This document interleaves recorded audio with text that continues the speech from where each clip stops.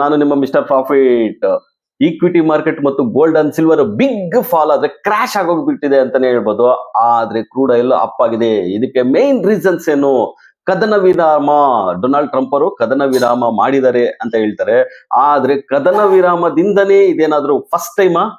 Market follow ಆಗೋದಕ್ಕೆ ಇದೇನು first time ಅಲ್ಲ. ಆದ್ರೂ ಮಾರ್ಕೆಟ್ ಯಾಕೆ ರಿಯಾಕ್ಟ್ ಆಯ್ತು? ಸೊ ಇದು ಒನ್ ಡೇ ಬಿಫೋರ್ ಆಗಿದ್ದಂಥದ್ದು. ಆದ್ರೆ ಮಾರ್ಕೆಟ್ ಒಂದು ದೊಡ್ಡ ರಿಯಾಕ್ಷನ್ ಅಂತ ತೋರಿಸಿರಲಿಲ್ಲ. ಇಲ್ಲಿ ಕದನ ವಿರಾಮ ಅಂದ್ರೆ ಇರಾನ್ ಅವರು ಹಡಗುಗಳನ್ನ ಸ್ಟ್ರೈಟ್ ಆಫ್ ಹಾರ್ಮುಜ್ ಅಲ್ಲಿ ಹೊಡೆದಿದ್ದಾರೆ ಅಂತ ಹೇಳ್ಬಿಟ್ಟು ಅಮೆರಿಕದವರು ಅಟ್ಯಾಕ್ ಮಾಡ್ತಾ ಇರುವಂತದ್ದು. ಆದ್ರೆ ಈಗ ಕದನ ವಿರಾಮ ಇದೇನು ಫಸ್ಟ್ ಏನ್ ಹೊಸದೇನಲ್ಲ. ಲಾಸ್ಟ್ 4 months ಇಂದ ನಡೀತಾನೆ ಬರ್ತಾ ಇದೆ.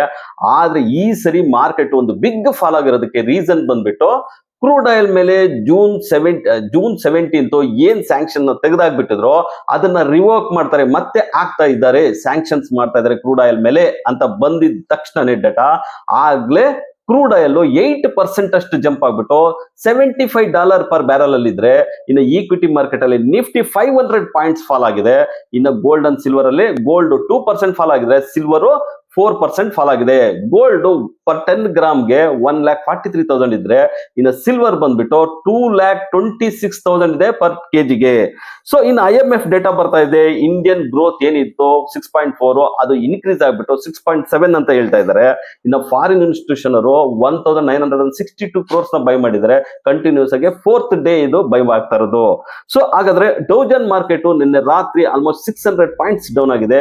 ಇವತ್ತು ಬೆಳಿಗ್ಗೆ ಏಷ್ಯನ್ ಮಾರ್ಕೆಟ್ ಪಾಸಿಟಿವ್ ಆಗಿ ಟ್ರೇಡ್ ಆಗ್ತಾ ಇದಾವೆ. ಇನ್ನು ಗಿಫ್ಟ್ ನಿಫ್ಟಿ ಇಂಡಿಕೇಟ್ ಮಾಡ್ತಿದೆ ಪಾಸಿಟಿವ್ ಆಗಿ ಟ್ರೇಡ್ ಆಗ್ತಾ ಇದೆ. ಅಂದ್ರೆ 23,987 ರೇಂಜ್ ಅಲ್ಲಿ. ನಿಫ್ಟಿ ಇವತ್ತು ಫ್ಲಾಟ್ ಪಾಸಿಟಿವ್ ಆಗಿ ಓಪನ್ ಆಗುತ್ತೆ.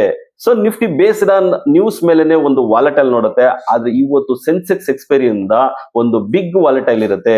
ಸಪೋರ್ಟ್ ಬಂದ್ಬಿಟ್ಟು 23,700 ಇರುತ್ತೆ, ರೆಸಿಸ್ಟೆನ್ಸ್ ಉಂಟು 24,200 ಮಾರ್ಕ್ ಇರುತ್ತೆ. ಈ ರೇಂಜ್ ಅಲ್ಲೇ ನಿಫ್ಟಿ ಓಡಾಡೋ ಚಾನ್ಸಸ್ ಜಾಸ್ತಿ ಇದೆ ಅಂತಾನೆ ಹೇಳ್ಬೋದು.